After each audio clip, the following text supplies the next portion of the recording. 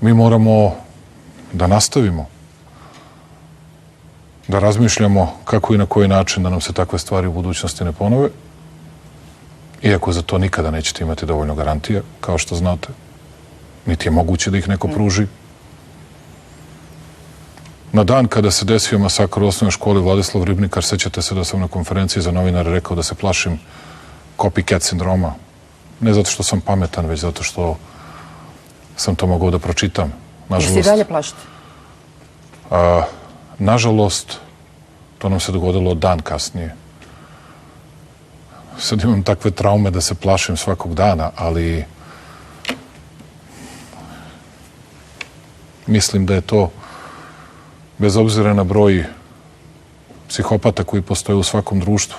Mi ćemo ići na drastično 90% smanjenje legalnog oružja.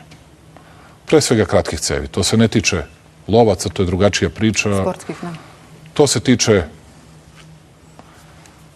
kratkih cevi koje se najčešće koriste i u izvršenju likvidacija i u svemu drugom. Naravno, ovaj drugi slučaj pokazao da je reč o nelegalnom automatskom oružju, dakle, nelegalnom kalašnjikovu i zato smo ove prve mere preduzeli. I šta je tu važno? Mi ćemo, po prvi put uvodimo obavezu jednu.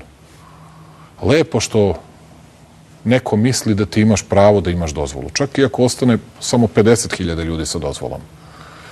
I tih 50.000 ljudi biće kontrolisano najmanje jedanput godišnje u trenutku kada budu dobili poziv. Moraju da se jave u roku od 48 sati.